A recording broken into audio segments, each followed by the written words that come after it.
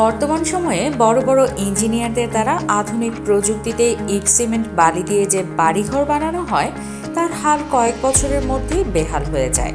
তবে আপনি কি কখনো ভেবে দেখেছেন কোনো আধুনিক প্রযুক্তি ছাড়াই শাহজাহান তার ভালোবাসার নিদর্শন হিসেবে যে তাজমহল নির্মাণ করেছিল তা এখনো কিভাবে অক্ষত আছে? বন্ধুরা, আপনাদের একটু জানিয়ে রাখি, তাজমহল যখন নির্মাণ করা হয়েছিল তখন কিন্তু সিমেন্টের আবিষ্কার হয়নি। মানে তাজমহল সিমেন্ট ছাড়াই নির্মাণ করা হয়েছে। হ্যাঁ বন্ধুরা, রহস্য জগতের এই পর্বে তাজমহল নির্মাণের ইতিহাস সম্পর্কে জানব। না টেনে ভিডিওটি সম্পূর্ণ দেখুন। তাজমহল নির্মাণের উদ্দেশ্য আমরা মোটামুটি সবাই জানি। মুঘল সম্রাট শাহজাহান তার স্ত্রী মমতাজের জন্য এই বিশালাকার স্থাপত্য নির্মাণ করেছিলেন, যা সারা বিশ্বে সপ্তম আশ্চর্যের মধ্যে একটি। আজ থেকে প্রায় 400 বছর আগে এই তাজমহল করতে খরচ হয়েছিল 3 কোটি টাকা, আর প্রায় 22,000 শ্রমিক 14 বছর ধরে অক্লান্ত পরিশ্রম করে নির্মাণ করেছিল এই স্বপ্নের তাজমহল। তবে তাজমহল শুধুমাত্র ভালোবাসার প্রতীক নয়, প্রাচীনকালের সিভিল ইঞ্জিনিয়ার ও আর্কিটেকচারের এক অদ্ভুত নিদর্শন। মমতাজের মৃত্যুর পরে সম্রাট শাহজাহান যমুনা নদীর তীরে তাজমহল তৈরির আদেশ দেন। সেই সময়ের কারিগররা মাটি ও বালি পরীক্ষা করে সম্রাটকে জানায় যে যমুনা নদীর বালির উপরে এত বিশাল তাজমহল নির্মাণ করা সম্ভব নয়, কারণ যমুনা নদীর লবণাক্ত জল এর পাশে থাকা যে কোনো স্থাপত্যকে দুর্বল করে দিতে পারে।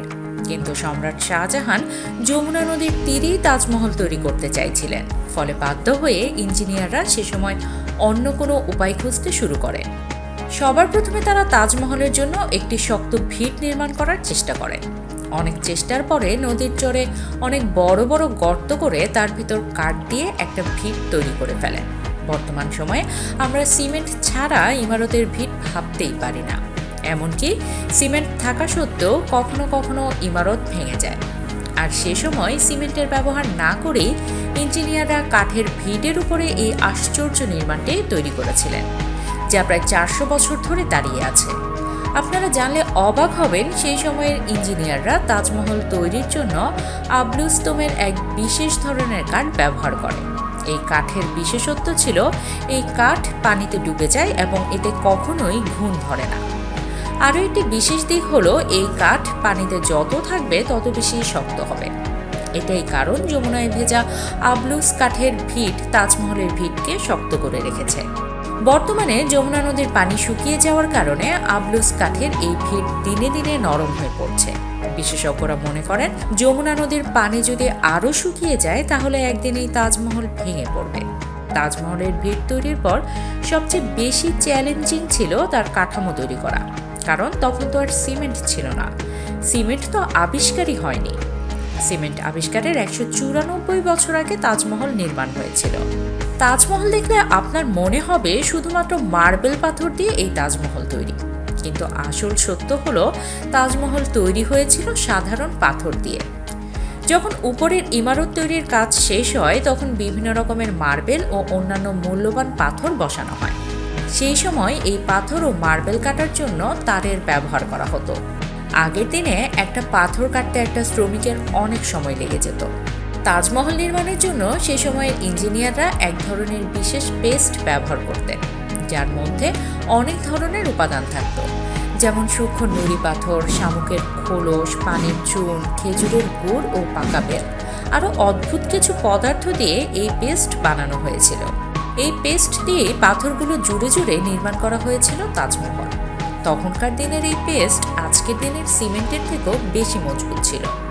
400 বছর পরেও তাজমহল মেরামতের জন্য সেই পুরনো পদ্ধতিতেই পেস্ট তৈরি করে মেরামত করা হয়। তাজমহল তৈরির পর এই পেস্ট ব্যবহার করে মার্বেল পাথর দিয়ে চারিপাশ সুন্দর করে সাজানো হয়। তাজমহলের দেওয়ালে সুন্দর সুন্দর পাথরগুলো সম্রাট শাহজাহান চীন, পাঞ্জাব, শ্রীলঙ্কা থেকে নিজে পছন্দ করে এনেছিলেন।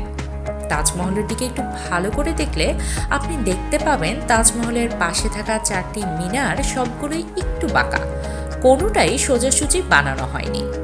সেই সময়ের ইঞ্জিনিয়াররা এটা ইচ্ছে করে একটু বাঁকা রেখেছিলেন, কারণ যদি কখনো ভূমিকম্প হয় তাহলে মিনারগুলো যেন তাজমহলের উপরে ভেঙে না পড়ে এবং তাজমহল যেন ক্ষতিগ্রস্ত না হয়। তাজমহল সম্পর্কে বলা হয় সম্রাট শাহজাহান এটি নির্মাণের পর সব শ্রমিকদের হাত কেটে দিয়েছিলেন, যাতে আর কেউ এইরকম স্থাপত্য তৈরি করতে না পারে। অনেকেই তো বিশ্বাসই করে নেন, আসলে এই কাহিনীটা সম্পূর্ণ মিথ্যা। অনেক তথ্য পাওয়া গেছে যে তাজমহল তৈরির পর সেই শ্রমিকদের অন্য কোনো নির্মাণের কাছে পাঠানো হয় এবং তাজমহল নির্মাণের জন্য মোটা পারিশ্রমিক দেওয়া হয়। বন্ধুরা, এই ছিল তাজমহল নির্মাণের ইতিহাস। ভিডিওটি ভালো লাগলে লাইক, কমেন্ট এবং সাবস্ক্রাইব করে রহস্য জগতের পাশেই থাকুন।